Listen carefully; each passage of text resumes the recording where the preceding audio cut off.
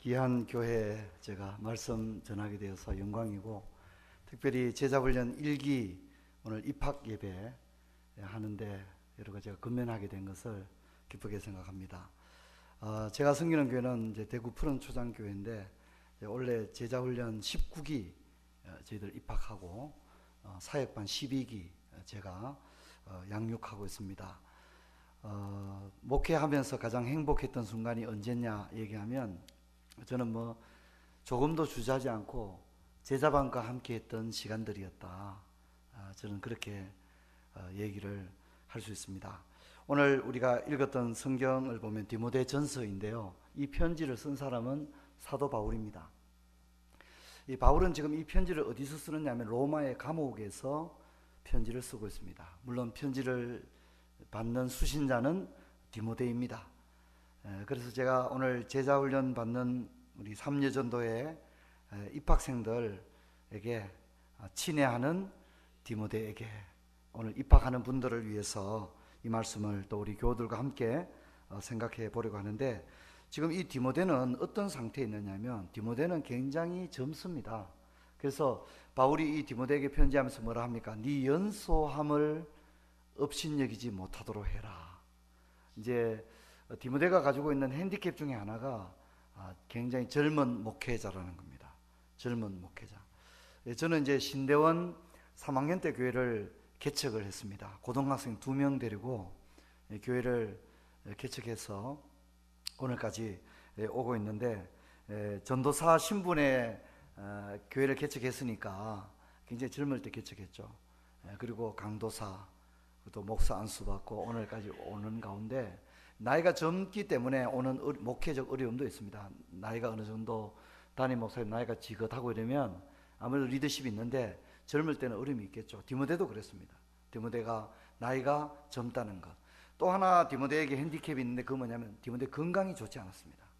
그래서 우리가 디모데 전후서를 보면 바울이 디모데에게 뭐라고 합니까? 이제 음식만 먹지 말고 약만 먹지 말고 이렇게 술도 조금 써라. 약재로서의 술이겠죠, 그죠? 이런 얘기를 하는 걸 봐서는 디모데가 굉장히 목회하기 쉽지 않았습니다. 자, 그러면 디모데는 지금 어디에 있죠? 바울은 로마의 감옥에서 편지를 쓰고 있고, 이 편지를 받아보고 있는 디모데는 어디 있습니까? 에베소에 있습니다. 지금 디모데는 에베소 교회 담임 목사인 겁니다. 그래서 이제 디모데에게 편지를 써서 이제 목회할 때 힘을 불어넣어주기 위해서 디모데에게 편지를 하고 있는데, 지금 디모데는 이런 얘기를 합니다. 19절을 우리 같이 한번 읽어볼까요? 19절 우리 함께 소리내어서 읽어봅시다. 시작. 믿음과 착한 양심을 가지라. 어떤 이들은 이 양심을 버렸고 그 믿음에 관하여는 파선했다. 그렇게 얘기합니다. 믿음에 대해서는 완전히 실패했다는 이제 그런 얘기죠. 여러분, 예수님께서는 믿음이 좋은 사람을 보면 굉장히 반가워하셨습니다. 그래서 이스라엘의 이만한 믿음을 보지 못했다. 여자여 내 믿음이 크도다. 이렇게 하신가 하면, 또 믿음이 적은 사람을 보면 안타까워했습니다. 믿음이 적은 자여 왜 의심하였느냐. 이렇게 얘기를 했는데, 오늘 입학하는 우리 훈련생들은 이제 제자 훈련을 통해서 믿음이 크게 성장하기를 주의 이름으로 축원합니다. 성도님들도 믿음이 다 자라나야만 합니다. 그래야만이 하나님이 기뻐합니다. 우리 부모님들 가장 행복할 때가 언제입니까? 아이들이 장성해서, 특히 남자아이들은 대학교 1학년 들어가고 군대 제대하고 나서 참 이렇게 양복 한 벌 입히면 우리 아들들 좀 어떻습니까? 굉장히 멋있죠. 야, 우리 아들이라고. 얼마나 좋습니까? 딸들도 장성해서 예쁜 드레스라든가 옷을 입히면 어떻습니까? 너무 예쁘죠, 그죠? 너무, 와, 우리 딸이지만 정말 너무 예쁘다. 그렇게 얘기하듯이 하나님도 우리가 믿음이 자라면 하나님께서 기뻐하실 줄 믿습니다. 근데 이제 우리가 교회에서 종종 그런 얘기 합니다. 믿음이 좋다, 이런 얘기 합니다. 그 사람 참 믿음이 좋다. 저 사람 믿음이 많이 자랐다. 근데 우리 주로 뭘 가지고 믿음이 자랐다 그럽니까? 뭘 가지고 믿음이 좋다 그럽니까? 여전도 회장하면 믿음이 좋은 겁니까? 어떻습니까? 새벽 기도를 안 빠지고 잘 나오면 믿음이 좋은 겁니까? 그렇습니다. 물론 그것도 믿음이 좋죠. 그래서 오늘 저는 특별히 특송을 오늘 8분이 하셨는데 입학하신 여러분들에게 제자 훈련을 하면 믿음이 자라는데 어떻게 자라느냐, 제가 오늘 7가지 정도만 얘기하려고 합니다. 7가지 정도. 야, 오늘 강사 목사님 설교 길게 할 것 같다. 도시 목사들은 설교 짧게 합니다. 길게 했다고는 쫓겨납니다. 그래서 오늘 짧지만 7가지 정도를 얘기할 테니까 혹시 펜이 있는 분은 쓰시면서 따라오면 좋겠고요. 펜이 없는 분은 그냥 재밌게 들으셔도 되겠습니다. 7가지 정도니까. 첫째는 우리 한번 따라합시다. 지적인 성장. 지적인 성장이 와야만 합니다. 지적인 성장이 있어야 됩니다. 교회를 오래 다녔는데 성경에 대해서 모른다. 그러면 굉장히 부끄러운 것입니다. 성경을 아는 것이 필요합니다. 여러분, 올해가 종교개혁 500주년인 거 아시죠? 종교개혁이 1517년에 일어났는데 2017년이니까 500년이 흘렀습니다. 자, 그런데 중세가 1000년의 역사를 가지고 있는데요, 중세 1000년 역사 동안에 사람들이 어디에 눈이 어두웠냐면 성경에 눈이 어두웠어요. 왜 그러냐면 1000년 동안 사용했던 성경이 라틴어 성경이었어요. 근데 사람들은 라틴어를 몰랐어요. 라틴어를 아는 사람은 신분인들 몇 명밖에 모르는 거예요. 근데 성경을 뭐로 읽는다고요? 라틴어 성경을 읽는 거예요. 예배 찬송도 라틴어, 기도도 라틴어. 그러니까 교회에 와서 앉아는 있지만 무슨 말 하는지 전혀 알아듣지 못하는 거예요. 그랬으니 면죄부를 팔아도 신자들이 쏘가서 넘어가는 겁니다. 그런데 종교개혁이 16세기 일어나기 전에 15세기에 르네상스가 일어납니다. 르네상스는 고전으로 돌아가는 운동인데 고전의 연구가 많이 일어나게 되고 교회에서는 성경으로 돌아가는 운동이 일어나서 성경을 연구하게 됩니다. 그런데 에라스무스라고 하는 사람이 성경을 연구하다가 놀라운 사실을 발견합니다. 보니까 1000년 동안 사용했던 라틴어 성경이, 여러분 신약 성경은 뭐로 기록됐죠? 헬라어로 기록되었고 구약 성경은 히브리어로 기록되어 있습니다. 그게 성경 원문입니다. 원어입니다. 그런데 1000년 동안 라틴어 성경을 번역해서 썼는데 이 성경이 제롬이라는 사람이 번역한 불가타 성경을 1000년 동안 썼는데 오역이 굉장히 많았습니다. 그래서 가령 마틴 루터가 종교개혁을 일으키면서 비텐베르크 성당에 95개 반박문을 붙이는데 그 95개 조항 중에 1번 조항이 뭐냐면 마태복음 4장 17절입니다. 마태복음 4장 17절이 뭐냐면 이겁니다. 회개하라, 천국이 가까웠느니라, 이건데 1000년 동안 중세 성도들은 성경을 어떻게 읽었냐면 회개하라, 죗값을 치루어라, 천국이 가까웠지 않느냐, 이렇게 읽었던 거예요. 메타노이아라는 단어를 죗값을 치루어라 이렇게 읽은 거예요. 죗값을 치루라, 그러니까 뭘 팔아먹기 좋아요? 면죄부 팔기 좋죠. 너 죄 지었는데 너 죗값을 치루어라. 어떻게 하면 치르겠습니까? 면죄부를 돈 주고 사라. 그러니까 면죄부를 사람들이 조금 더 의심하지 않고 샀던 거예요. 근데 에라스무스라는 학자가 헬라어 성경을 읽어보니까 메타노이아라는 단어는 그렇게 돈 주고 죄를 막 사함을 받고 하는 그런 게 아니라는 걸 알게 된 거예요. 이 메타노이아라는 단어는 오늘 우리가 회개라는 단어인 거죠. 회개. 심령으로 죄를 인정하고 그 죄로부터 돌이키는 걸 회개라고 그러죠. 그래서 번역을 바로 잡습니다. 마태복음 4장 17절을 회개하라, 천국이 가까웠느니라, 죗값을 치르라는 틀린 번역이다, 이렇게 내는데, 문제는 그러면 사람들이 에라스무스 얘기를 좀 들어줄까요? 안 들어줄까요? 여러분 생각이 어떨 것 같아요? 좀 도와주세요. 저도 힘들게 왔는데. 여러분, 사람들이 에라스무스가 그렇게 1000년 동안 죗값을 치르라 이렇게 성경을 읽어오다가 회개하라, 천국이 가까웠느니라 이렇게 번역을 바로 잡았는데 사람들이 막 이렇게 좀 받아줬을까요? 좀 이렇게 안 받아줬을까요? 항상 그 질문에는 역설이 있습니다. 받아줬습니다. 왜 받아줬느냐면 이게 중요합니다. 에라스무스는 당대 최고의 학자였습니다. 에라스무스를 능가할 수 있는 학자가 없었습니다. 에라스무스는 곧 지성 그 자체였습니다. 그래서 여러분, 지금도 우리가 쓰는 많은 검언들이 있습니다. 영어의 검언들은 에라스무스가 만든 명제집에 있는 것들이 지금도 쓰고 있을 정도로 에라스무스는 굉장히 유명한 학자입니다. 에라스무스를 어느 대학에 초청 교수로 모시게 된다는 건 최고의 영광이었고요. 당시에 교황들도 에라스무스와 하룻밤을 자기를 원했습니다. 워린 버핏과 뭐 저녁 식사 한 끼가 뭐 수십억을 한다 하듯이 에라스무스와 함께 저녁을 먹는다는 것은 당대 최고의 영광을 이야기할 정도였거든요. 근데 이 에라스무스가 성경을 그렇게 번역했던 거예요. 근데 그렇게 번역한 성경을 누가 읽었느냐면 바로 마르틴 루터가 읽게 됩니다. 그러면서 마르틴 루터가 95개주의 반박문을 붙이게 됩니다. 여러분 저를 한번 보세요. 자, 어떤 그런 얘기 하더라고요. 강사가 와서 5분 안에 주무시면 강사 책임이고 5분 이후에 주무시면 성도들 책임이라고 그러는데, 여러분 우리가 믿음, 소망, 그 다음 뭐예요? 근데 이것도 말이죠, 1000년 동안은 그렇게 안 읽었어요. 믿음, 소망, 자선으로 읽었어요. 믿음, 소망 뭐라고요? 자선이 뭐예요? 뭐 이렇게 그죠? 구제하고 이렇게 선행 공덕 쌓는 거죠, 그죠? 자선행위, 그죠?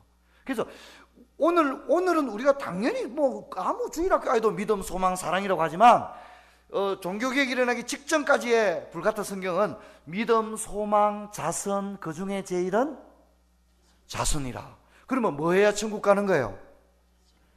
공덕을 많이 행해야 되죠. 자선을 그렇게 돼 있었던 거예요. 근데 이걸 누가 바꾸냐면 캠브리지 대학의 위클리프라고 하는 학자가 이걸 바꾸게 됩니다. 믿음, 소망, 러브라는 단어를, 영어 단어 중에 러브라는 단어를 성경에 처음으로 쓰게 됩니다. 그래서 믿음, 소망, 우리 요즘 사랑이라고 하는 것이 나오게 되죠. 그러니까 여러분, 종교개혁은 막 성도들이 막 우리가 평양 대부흥 운동처럼 막 기도하다가 회개 운동이 일어나고 이런 것이 아니라, 종교개혁은 무엇이 깨어날 때 일어난 게 된 거죠? 따라합시다. 성경. 한번 따라합시다. 성경이 깨어날 때 일어나게 된 거예요. 그러니까 종교개혁자들이 한 일이 뭐냐면 다 성경을 모국어로 번역한 거예요. 그때 당시에는 영국, 프랑스, 독일 뭐 어느 나라 관계없이 모든 성경은 뭐였죠? 라틴어 성경밖에 못 보게 돼 있어요. 그러나 그때부터 모국어 성경을 번역하게 됩니다. 모국어 성경. 독일 사람들은 독일어 성경을 번역하죠. 마르틴 루터가 구월 성경을 번역합니다. 위클리프 같은 사람은 영어 성경을 번역합니다.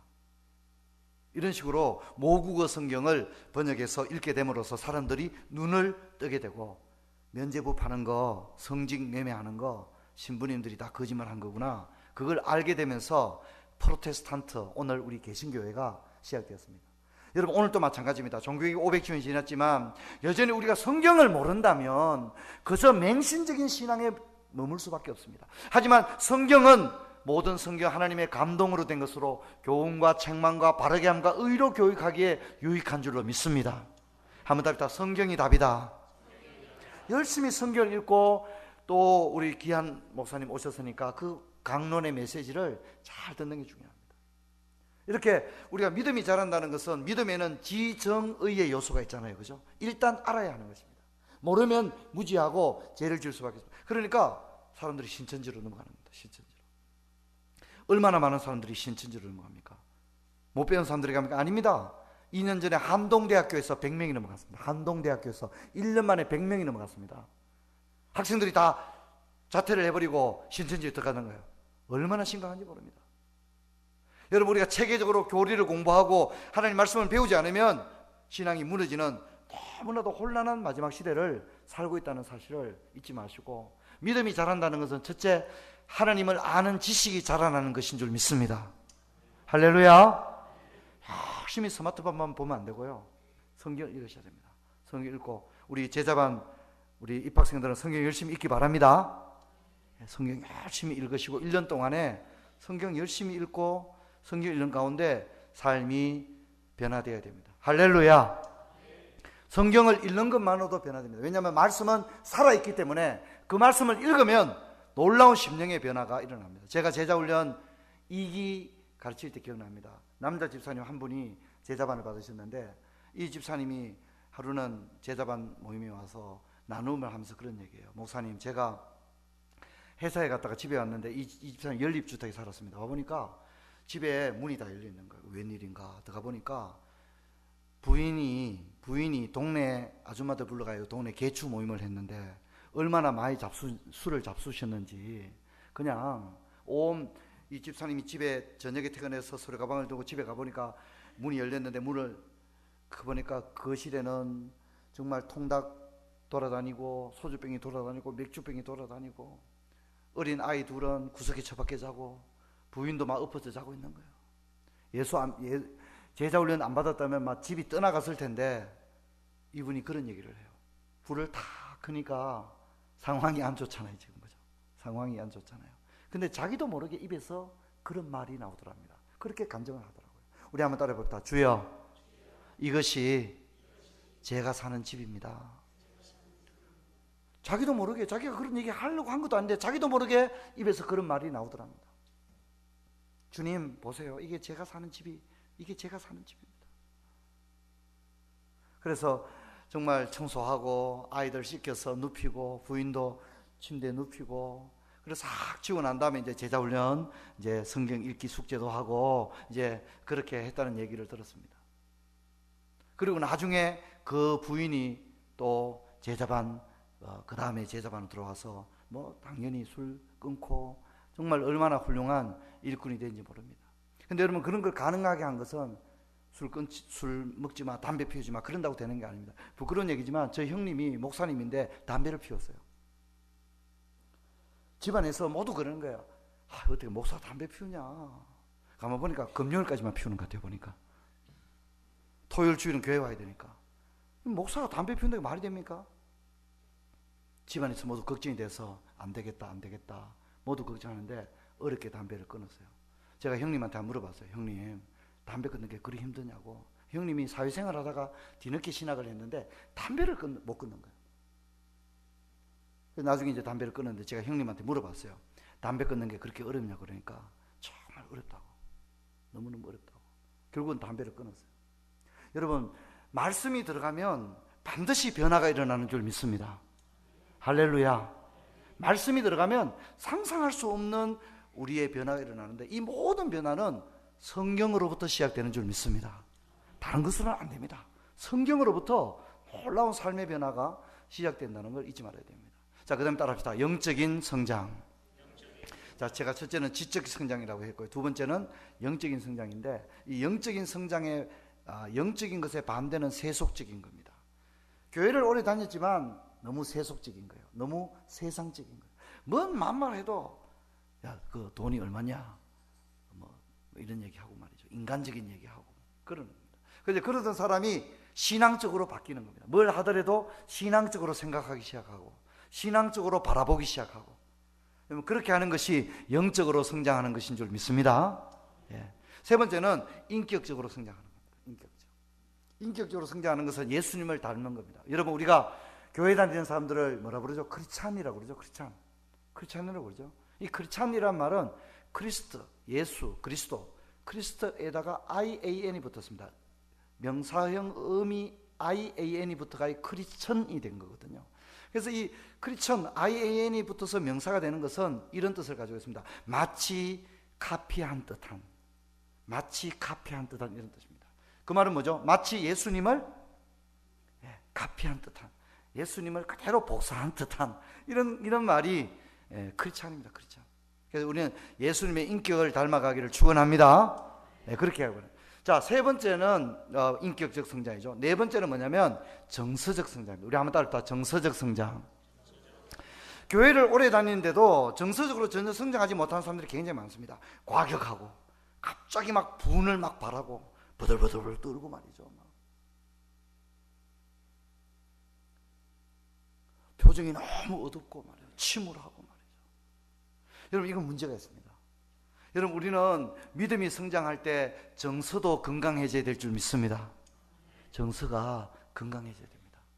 아무리 인생살이가 괴로워도 입에서 찬송을 부를 수 있어야 되고, 아름다운 꽃들과 새들의 노래소리를 들을 때, 또 아름다운 음악을 듣고 멋진 그림을 볼 때 정말 찬양할 수 있는 그런 정서가 회복되는 역사의 길을 주님 축원합니다. 꼭 그렇게 하셔야 됩니다. 저는 제자반들 데리고 꼭 이렇게 뮤지컬도 가고, 제자반들 데리고 이렇게 스키 타러도 가고 꼭 그렇게 합니다. 소풍도 가고 그렇게 합니다. 왜냐하면 너무 딱딱한 거예요. 현대인들이 너무 딱딱하고 여유가 없고 웃을 줄 모르는 거예요. 그래서 제자훈련은 단순히 성경만 공부하는 게 아니라 모든 방면에서 회복이 되고 변화가 되고 성장이 되는 것인 줄 믿습니다. 좀 이렇게 사람이 마음에 여유가 있어야 돼요. 너무 강박하고 급하고 과격하고 그런가 하면 막 우울하다든가 또 막 분을 바란다든가 이렇게 된다면 어떻게 믿음이 좋다고 얘기할 수 있겠습니까? 여러분, 멸치는 칼슘 왕이고 예수님은 무슨 왕이죠? 평강의 왕입니다. 할렐루야. 그러면 나는 마음이 온유하고 겸손하니 나의 멍에를 메고 내게 배우라 했잖아요. 그죠? 그래서 여러분, 예수님의 그런 성품과 인격을 담기를 축원합니다. 정서적으로 성장하는 것이 굉장히 중요해요. 그러나 많은 사람들 경우에는 정서적으로 너무 메말라 있습니다. 그래서 얼굴에 표정이 하나도 없어요. 꽃이 펴도 꽃이 뭐 관심이 없어요. 개가 이렇게 다가오면 이렇게 좀 이렇게 쓰다듬어주고 이랬는데 개를 막 그냥 발로 차버리는 거예요. 발로 차버리고. 너무 여유가 없고 너무 마음에 그런 게 없죠. 그래서 저는 그런 걸 보면 너무 안타깝다는 생각을 많이 합니다. 너무 안타깝다는 생각을 많이 합니다. 여러분의 정서가 건강해지기를 축원합니다. 자, 그 다음에는 이제 관계적 성장입니다. 관계적 성장. 우리 한번 따라해봅시다. 관계적 성장. 여러분, 예수를 믿게 되면 관계적인 성장이 오게 됩니다. 훈련을 받게 되면. 관계적 성장은 뭐냐면 어디를 가든지 이 사람 때문에 사람들이 행복해하는 겁니다. 그리고 많이 그 사람 주위에 모입니다. 여전도에서 소풍을 이제 어디 저기 부산 해운대 가기로 했습니다. 자, 그런데 김건사님이 간다 그러면 아무도 안 가는 거예요. 총무한테 전화해서 김건사 이번에 간다 하던데요. 아이고, 나는 이번에 못 갈 것 같다 그러는 거예요. 근데 또 김건사님이 또 몸이 좀 안 좋아 이번에 안 가게 되면 버스 세대가 가는 거예요. 버스 세대. 그럼 이제 그건 관계가 안 좋은 겁니다. 그 건사님 개인 신앙은 좋을지 몰라도 사람들마다 부딪히고 힘들게 하고 어렵게 하고. 그런데 그 건사님이 새벽 기도는 잘 나옵니다. 대표 기도는 청산유수로 잘합니다. 믿음이 좋은 것이냐?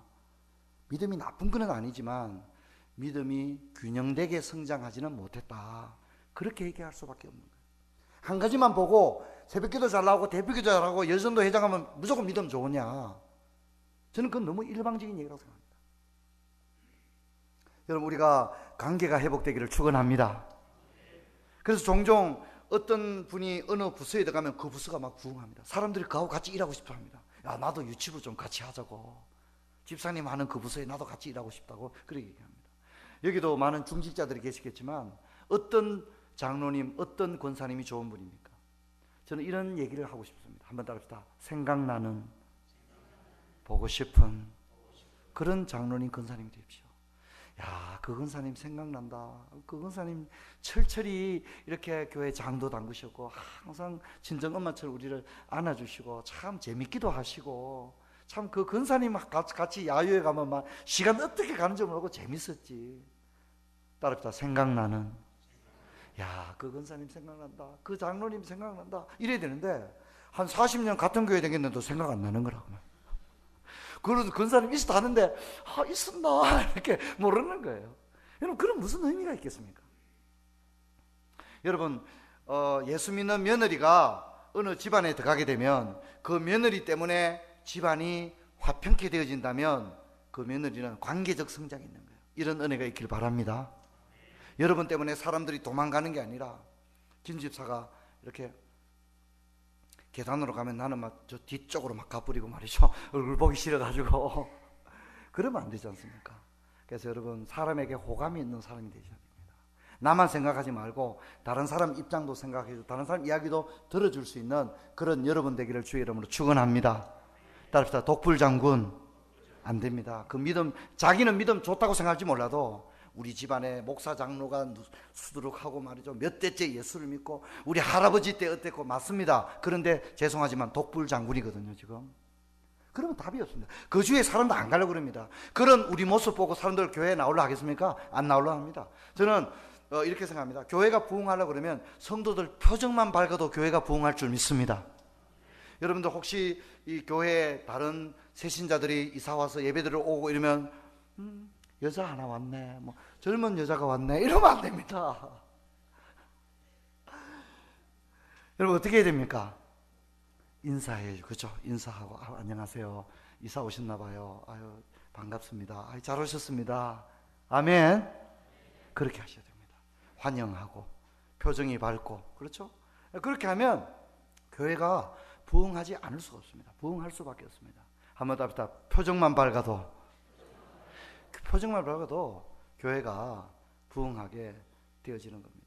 그래서 이런 관계적 성장이 저는 굉장히 중요하다, 그렇게 생각되어집니다. 서로 잘 지낼 수 있는 여러분 되기를 바랍니다. 자, 그 다음에 뭐냐면 경제적 성장입니다. 경제적 성장. 자, 이제 좀 잊어버릴만 하니까 한번 해봅시다. 첫 번째 뭐였죠? 지적인 성장. 두 번째는 영적인 성장. 세 번째는 인격적 성장. 그 다음에는요, 정서적 성장. 그 다음 관계적 성장. 처음 세 개는 좀 쉬워요. 지적인 성장, 영적인 성장, 인격적 성장. 이건 얘기를 많이 들어봤을 겁니다. 네 번째 정서적, 다섯 번째 관계적 성장. 이건 굉장히 제가 볼 때는 중요하게 생각되어집니다. 자, 그 다음에 여섯 번째가 뭐냐면 경제적 성장입니다. 너희가 전에는 가난한 자였으나 이제는 뭐예요? 너희가 전에는 가난한 자였으나 이제는, 빨리 좀 도와주셔야죠. 이 성경이 이겁니다. 너희가 전에는 가난한 자였으나 이제는, 따르다, 이제는 많은 사람을 부욕해 하는 자로다. 그게 경제적입니다. 우리 교회에서 저 집사님이 최고 잘 살아, 그렇게 얘기할 때 우리는 종종 얼마나 넓은 아파트에 좋은 차를 몰고 연봉이 많으냐, 이걸 가지고 우리 교회에서 저 집사님이 최고 잘 살아, 그래 얘기하는데 그건 틀린 말입니다. 여러분, 돈이 많은 분들이 있을 수는 있겠죠. 그런데 자기밖에 모르고 자기밖에 돈을 쓸 줄 모른다면 그 사람은 여전히 자기 앞가림도 하기 힘든 사람인 거예요.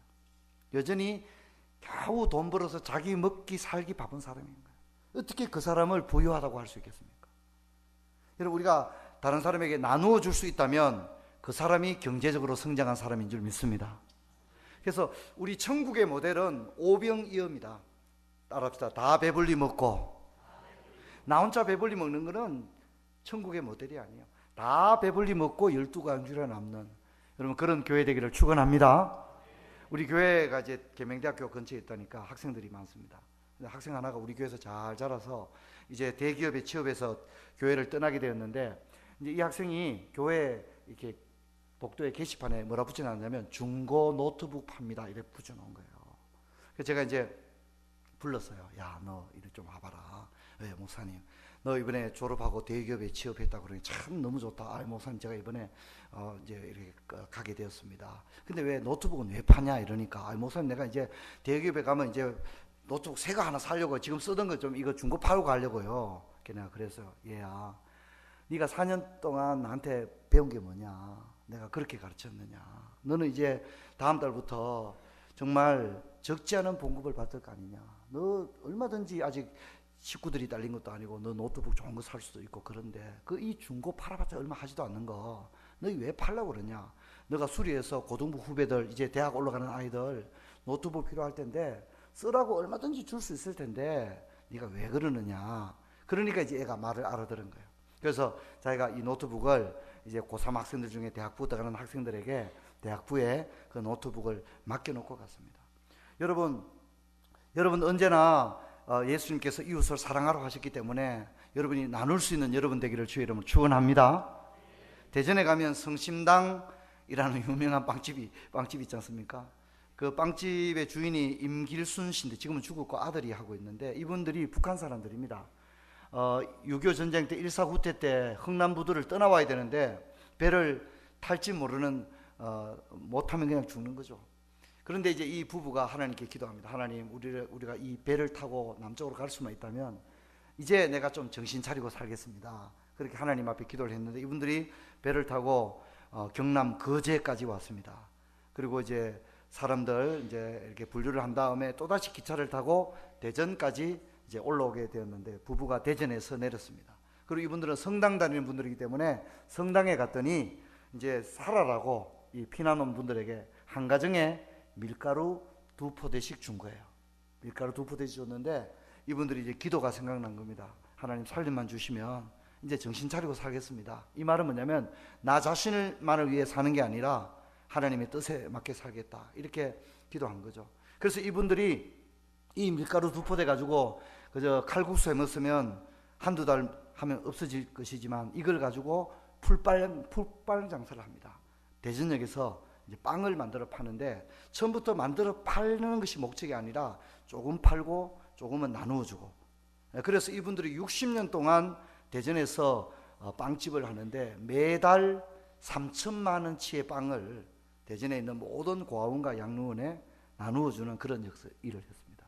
그리고 여러분 그 빵 드셔본 분은 알겠지만 그 포장지와 이 쇼핑백에는 우리는 가톨릭 정신에 의거하여 빵을 만듭니다. 이렇게 적혀 있습니다.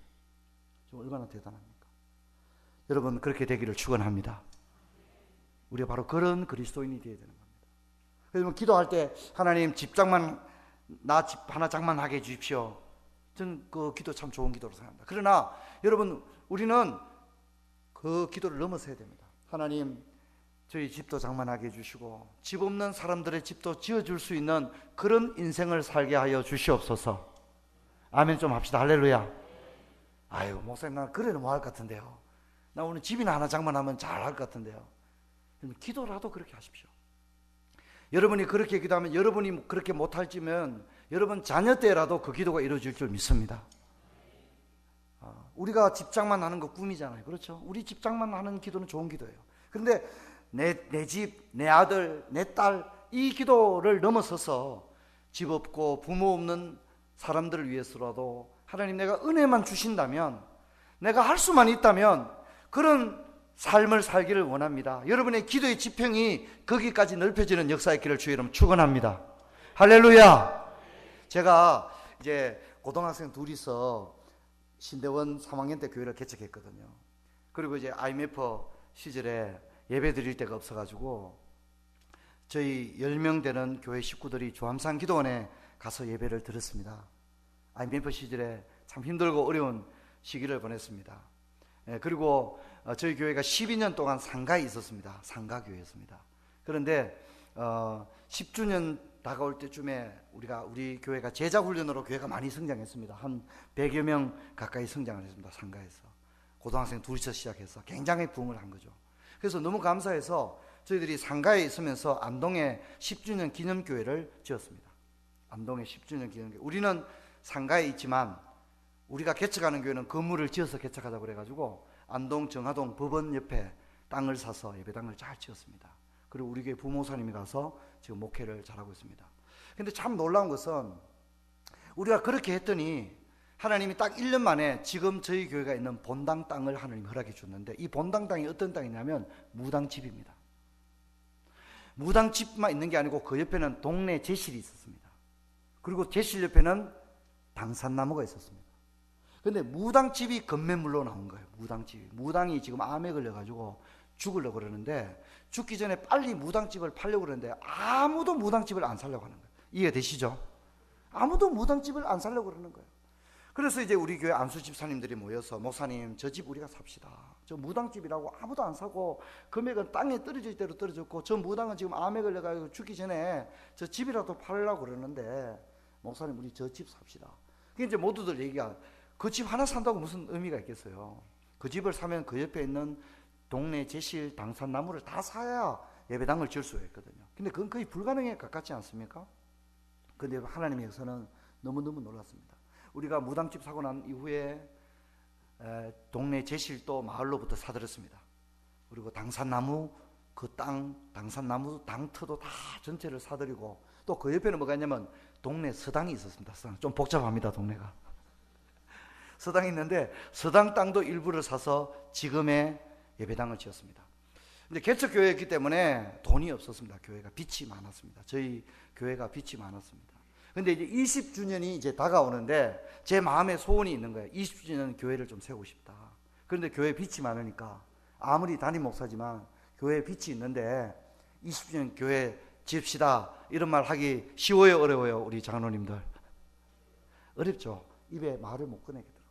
근데 입에 말이 자꾸 감돌아요.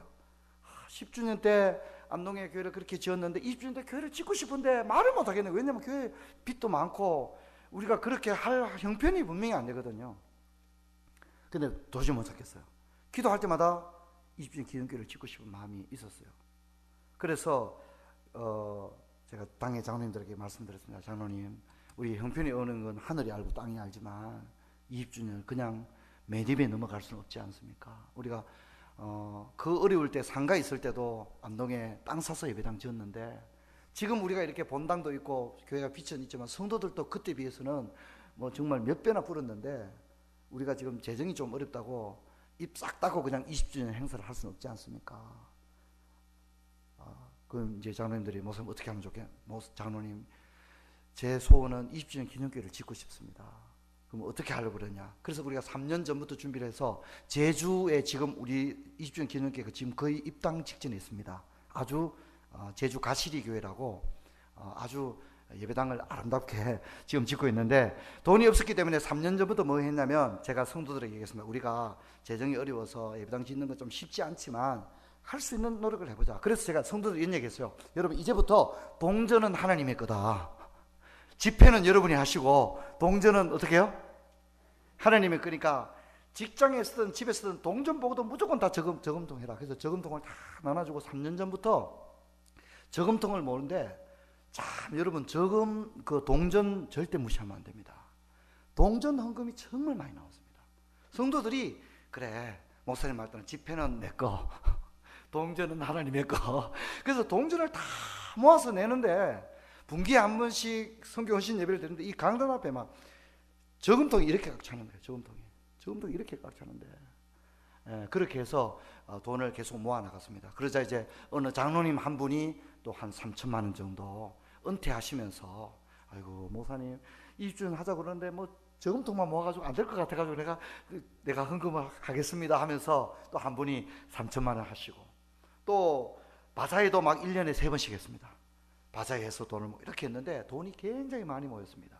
지금 5억 정도 들여서 예배당을 짓고 있는데, 거의 이제 저희들 부활절 앞두고 4월 15일에 이제 20주년 입당 예배 하러 가는데, 거기도 저희 교회 부목사님을 파송했습니다. 파송하고 예배당을 아주 잘 지었습니다. 잘 지어서 이제 입당을 앞두고 있습니다. 저는 이제 이런 생각을 해봅니다. 형편이 어려운 건 사실입니다. 하지만 먼저 그의 나라와 의를 구하면 하나님이 길을 열어주시는 줄 믿습니다. 할렐루야. 처음 시작할 때 누가 시드머니를 조금만 내놓으면 됩니다. 예를 들어서 우리 포남교회가 우리 장학회를 하나 만들자. 우리 형편이 안 됩니다. 그러면 누군가가 시드머니를 조금만 내놓는 거예요. 언젠간 할 수 있도록, 혹은 뭐 100만 원, 200만 원이라도 여기에 한번 써주십시오, 이렇게 내어놓는 겁니다. 그러면 놀라운 것은 그 시드머니가 자꾸 모여서 나중에는 하나님의 역사를 이루는 줄 믿습니다. 여러분 꼭 그것을 기억하기 바랍니다. 저는 저희 교회는 이제 원래 21주년 됐는데요. 20년 동안 목회하면서 정말 뭐 이렇게 얘기하면 좀 세상적인 얘기지만 선교를 해서 정말 재미를 본 교회입니다. 우리 교회가. 저희 교회가 이제 상가에 12년 있다고 말씀드렸지 않습니까? IMF 때는 예배 드릴 데가 없어서 기도원에 뜻갈나무 아래 가서 예배 드리고 그랬습니다. 그러다가 이제 제자 훈련을 통해서 교회가 조금씩 이제 성장을 하게 됐는데, 제가 2003년도에 정말 성도들은 그렇게 많지 않았지만 제 마음에 열망이 있었습니다. 선교사를 보내고 싶은 굉장한 열망이 있었습니다. 그때 우리 교회 성도들 출석이 70명이었는데 선교사를 보낼 만한 형편은 못 됐습니다. 그때 제가 기억나는 것은 제 사례금이 50만 원이었어요.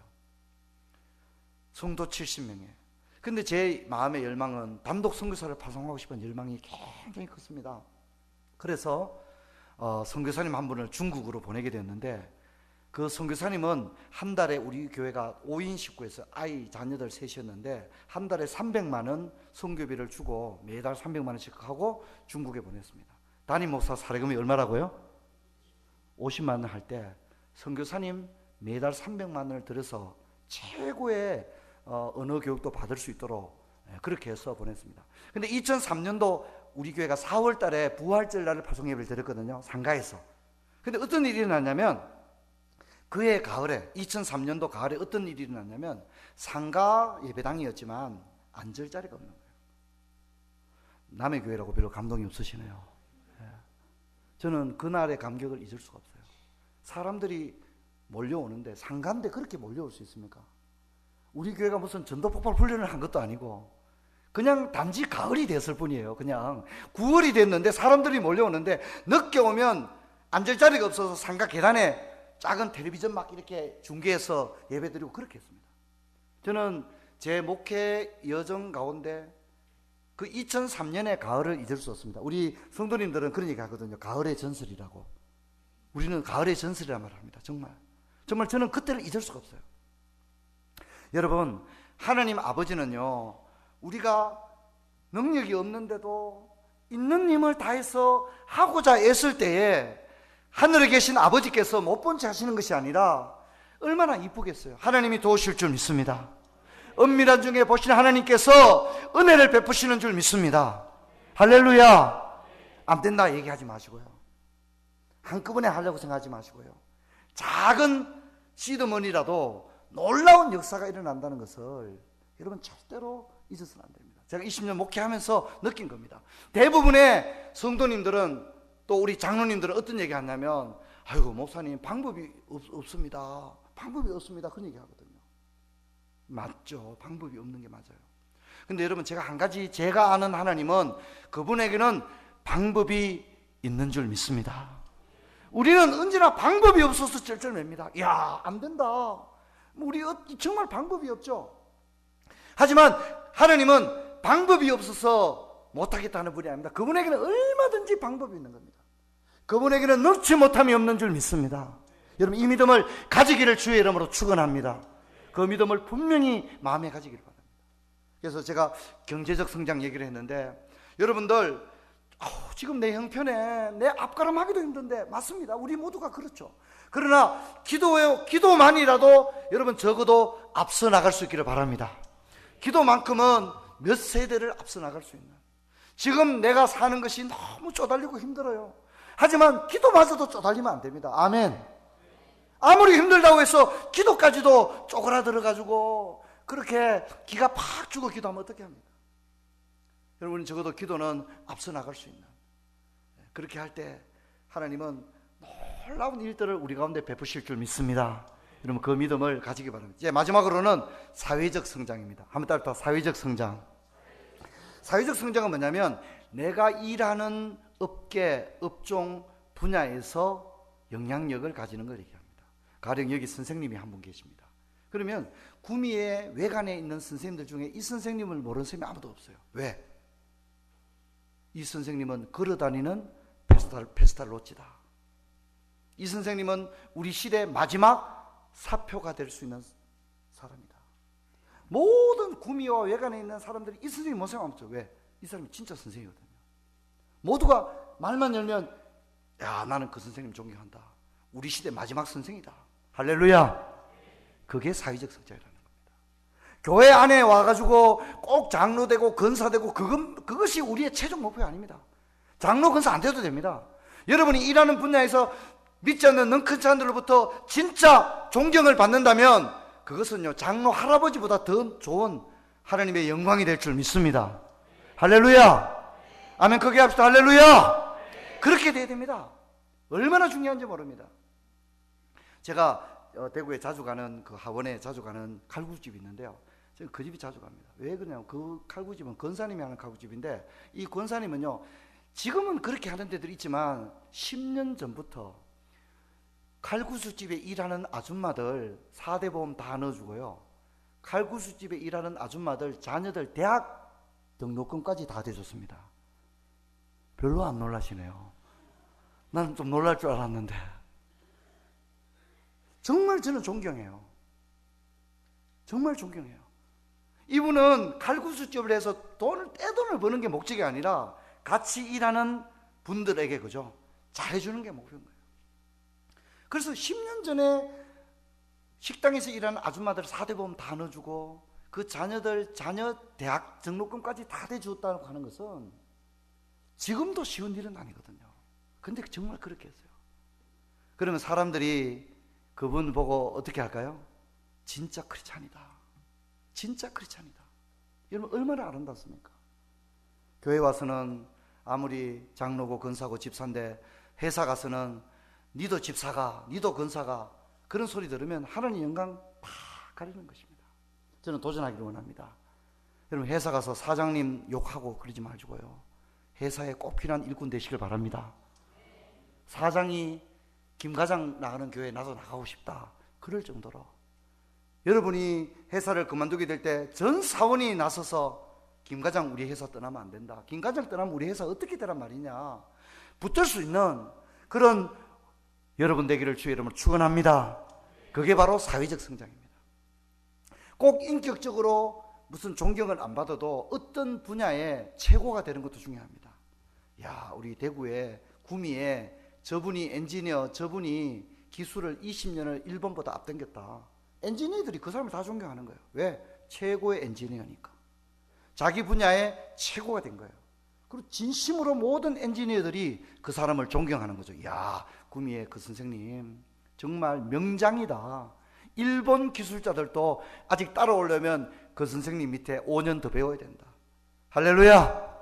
멋지지 않습니까? 저는 정말 멋지다고 생각합니다. 정말 그게 진짜 크리스찬인 거죠. 우리가 제자훈련 받는 이유는 바로 이런 믿음이 좋다는 것을 우리 교회식으로 이야기하면 새벽기도 잘하고 대표기도 잘하는 게 믿음 좋은 게 아니라 지적인 성장, 영적인 성장, 인격적 성장, 정서적 성장, 관계적 성장, 경제적 성장, 마지막 뭐였죠? 사회적 성장. 할렐루야. 그렇게 하길 바랍니다. 오늘 입학하는 훈련생 여러분들도 이 마음에 새기십시오. 이런 거 하려고 우리 목사님이 제자관 하자고 하는 거구나.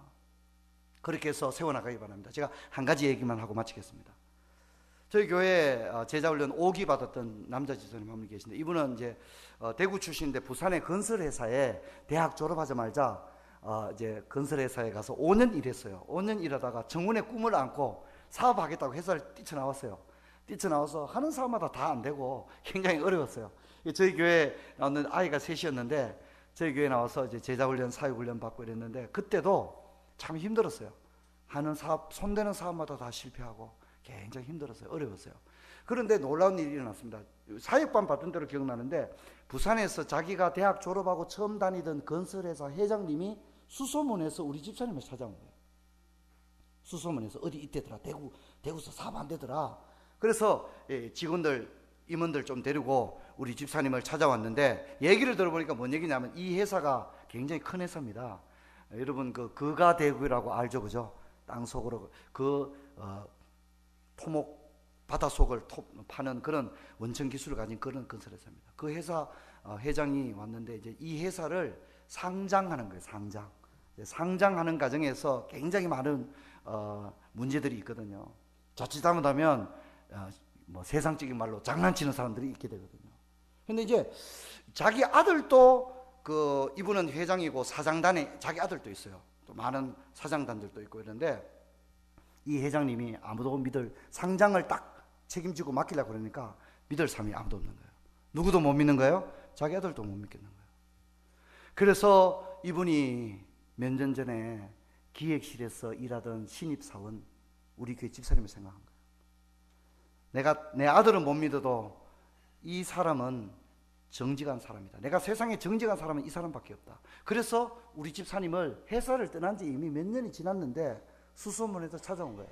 찾아와서 이제 얘기가 뭐냐면 이제 회사로 다시 돌아와라. 상장하는데 상장 업무를 책임지고 해라. 그럼 네가 상장 업무를 책임지려면 나름대로 직급이 있어야 되니까 내려오면 바로 사장 대우를 하겠다. 사장단에 들어가는 거예요. 그리고 연봉도 하고 부산에 좋은 아파트 사택도 주겠다 그랬는데 우리 집사님이 거절했어요. 이렇게 얘기했습니다. 회장님, 저를 이렇게 다시 불러주시 너무 고맙습니다. 그 회장님의 마음을 생각해서 내가 회사로 돌아가겠습니다. 하지만 사장은 하지 않겠습니다. 왜냐하면 우리 회사에는 저와 함께 일하던 입사 동기들이 아직도 있는데 내가 어디 좀 몇 년 밖에 내돌다가 갑자기 사장으로 오면 우리 입사 동기들은 뭐가 되겠습니까? 저는 직급은 중요하지 않습니다. 제가 일만 잘하면 되는 거니까 제가 우리 동기들과 똑같은 직급을 주십시오. 연봉도 우리 동기들이 받는 것과 똑같이 주십시오. 그 사람들 많이 받으면 동기들이 어떻게 생각하겠습니까? 회장님이 저를 신임하셔서 중요한 회사 일을 앞두고 저를 다시 이렇게 콜링하는데 제가 가서 성심성의껏 일하겠습니다. 상장을 했고 회사 규모가 3배 정도로 커졌습니다. 그리고 이 집사님은 지금도 열심히 잘 일하고 있습니다. 부산 있는데 가족은 대구에 있고 주말 부부로 저희 교회 출석을 잘합니다. 하고 언제나 변함없이 교회를 섬기는 걸 보게 됩니다. 성도 여러분, 저는 도전하기 원합니다. 여러분, 예수님의 제자가 된다는 일은 그저 대표기도 잘하는 정도가 아닙니다. 여러분, 우리가 세상 사람들에게 인정받을 수 있을 때 참 제자가 될 줄 믿습니다. 그러기 위해서는 여기 계신 우리 포항교회 성도님들 다 훌륭하실 겁니다. 지적으로, 영적으로, 인격적으로 훌륭할 겁니다. 하지만 여러분, 더 성장하기를 축원합니다. 특히 제가 여러분이 도전하기를 원합니다. 정서적으로도 성장하십시오. 관계적으로도 성장하십시오. 그리고 경제적으로도, 사회적으로도 성장하는 여러분 되기를 바랍니다. 그런데 얼마나 아름답겠습니까? 우리를 통하여 하나님께 영광이 되고 많은 무탄 심령들이 우리를 보고 내가 교회 간다 그러면 저 사람 나가는 교회 나도 나가겠다, 정말 그럴 수 있는 그런 은혜가 우리 모두에 있기를 주의 이름으로 축원합니다. 자, 본문으로 한 번만 더 돌아옵시다. 자, 그러나 믿음과 양심을 버리고 믿음에 관해 파선한 사람들이 굉장히 많다고 디모데에게 경고하고 난 이후에 20절에 보면 그 가운데는 후메네오와 알렉산더도 있었다고 얘기합니다. 그런데 이 사람들은 디모데 전후서에 이름이 한 번씩 더 언급되고 있는데, 이 사람들이 얼마나 문제가 심했으면 성경은 이 두 사람 후메네오와 알렉산더를 일컬어 뭐라 하냐면 악성종양이다, 그렇게 표현합니다. 악성종양. 예전 한글 성경은 뭐라고 했는지 압니까? 장질에 썩어질 것이라고 그렇게 표현했습니다. 장자가 썩어져서 나는 냄새만큼 심각한 사람들이라고 했는데, 이번에 번역이 바뀌면서 악성종양 같은 사람이다 그랬습니다. 자, 한 가지 물어봅시다. 여러분, 이 후메네오와 알렉산더 믿는 사람입니까? 안 믿는 사람입니까? 믿는 사람입니다. 처음부터 이렇게 악성종양이 아니었다는 겁니다. 처음에는 첫사랑도 있었겠고, 그렇죠? 은혜도 있었습니다. 사람이 좋은 방향으로도 발전하지만 영 엉뚱한 방향으로 갈 수도 있거든요. 그래서 성경이 뭐라 합니까? 성령으로 시작했다가 육체로 마치는 사람이 있다고 얘기합니다. 여러분, 우리가 적어도 그렇게 되지 않기를 바랍니다. 연분연 주님을 향한 첫사랑이 회복되고 주님의 나라가 가까움을 볼수록 날마다 저 본향을 향하여 우리의 소망을 두는 저와 여러분 되기를 주의 이름으로 축원합니다. 후메네와 알렉산더는 어쩌면 처음에는 사도 바울과 함께 팀 사역을 하던 사역자들이었습니다. 처음에는 굉장히 좋은 신앙을 가진 사람들이었습니다. 그런데 어쩌다가 이 사람들이 악성종양이 되고 양심을 버리고 믿음에 파선을 하게 되었을까요? 여러분, 우리도 그러지 말라는 법이 없는 것입니다. 그래서 성경은 뭐라고 합니까? 섰다고 생각하면 넘어질까 조심하라고 한 줄로 믿습니다. 그래서 우리 모두가 내가 조금만 나태해지려고 그러면 아이고 내가 이러면 안 되지, 아이고 내가 기도해야지, 아이고 내가 이러면 안 되지, 하나님 앞에서 내가 이러면 안 되지, 자기 자신을 요즘 젊은 사람들이 쓰는 말로 자기 검열을 좀 할 필요가 있습니다. 그렇게 해서 우리 자신을 다시 주님 앞에 세우는 복된 은혜가 있기를 주의 이름으로 축원합니다. 귀한 담임 목사님 오셔서 이제 새로남 교회, 대형 교회, 이런 큰 교회에서 제자훈련, 어린이 사역, 우리 목사님 이미 그 실력과 명성이 목회자들 세계에서는 이미 정평이 나 있습니다. 저는 오늘 와보고 너무 귀한 교회에 귀한 목사님 오셨다고 생각되고 포항교회가 제2의 부흥기를 맞을 줄 믿습니다.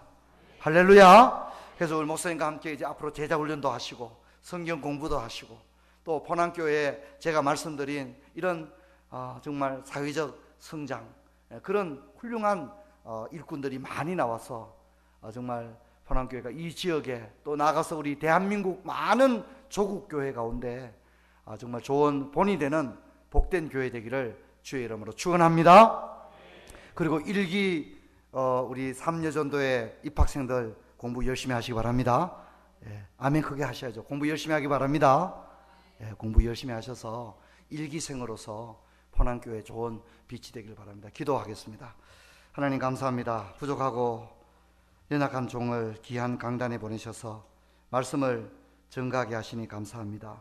오늘 특별히 역사적인 제자훈련 제1기 입학을 하는 삼여전도의 회원들을 복주시고 한 명 한 명의 환경을 다스리고 주장해 주셔서 훈련받는 동안에 어려운 일 생기지 않게 하시고 훈련을 잘 이수하여서 오늘 배운 대로 정말 전인격적으로 성장하는 역사가 있게 하여 주옵소서. 아버지 하나님, 정말 50여 년의 귀한 역사를 가진 이 귀한 교회에 귀한 담임 목사님 보내주셔서 감사합니다. 목사님 통하여 제2의 부흥의 역사가 일어나게 하여 주시옵소서. 감사할 때 주 예수 그리스도 이름으로 기도하옵나이다. 아멘.